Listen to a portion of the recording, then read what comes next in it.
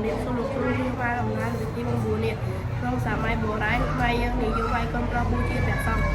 ำ មុននឹងបួសគេត្រូវធ្វើពិធីមួយហៅថាពិធីបំបួសនេះអ្នកបួសត្រូវរៀនធ្វើឲ្យចេះជាមុនល្មមអាចសូត្របាននៅថ្ងៃបំបួសនេះការបួសនេះមិនកំណត់ពេលវេលាទេតែចាំបាច់ត្រូវជៀសវាងនៅពេលដែលព្រះសង្ឃចូលព្រះវស្សាមុនដល់ថ្ងៃបរិបពិធីអ្នកបួសត្រូវការទៀនធូបទៅជម្រាបលាញាតិសន្តានក្នុងពិធីនេះគេត្រូវធ្វើបាយសីពីដើមជ័យមួយដើមមាន19ថ្នាក់នៅលើកំពូលបាយសីនោះមានកន្ទោស្លឹកចេកដាក់បាយ16គំនូតបាយសីរំពាត់ដោយស្លឹកចេកទាំងធៀងរំពាត់ដោយសម្ពុតហូរ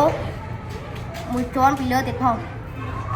តួបាយសី19ថ្នាក់នោះតំណាងរូបអ្នកបួសត្រូវគិតពិចារណាខ្លួនថាខ្លួនជាមនុស្សប្រៀបដូចជាដើមចេកគ្មានខ្លឹមទេមានសត្វតែទឹកនិងដីដែលអាចរលាយក្នុងថ្ងៃណាមួយមិនខាន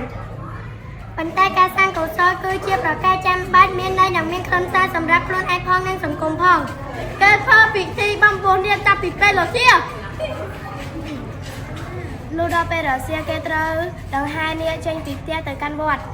ជាពិសេសឬក៏ស្លៀកសំពត់ពីក្នុងស្លៀកហូរពីក្រៅមិនពាក់អាវទេពេលនេះក្រមាបសពតជាងលើ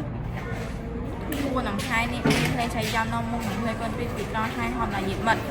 4 ខែនេះត្រូវឲ្យប្រធានសន្តិវិហារ3ជុំសិនទឹកលោកគេចូលក្នុងព្រះវិហារពួកនេះអង្គុយជាជឿតាមលំដាប់អាយុដែលមានជ័យវរនៅខាងមុខរៀងខ្លួននៅទីបញ្ចប់ញាតិថតដែលឆ្លៀសបងជីវរតាមស្រាប់វិន័យបន្ទាប់មកញាតិកាន់ទៀនធូបទៅថ្វាយបង្គំព្រះគ្រូឧបជាសូត្រព្រានប្រដៅវិន័យសង្ឃដល់នេះសូមអរគុណ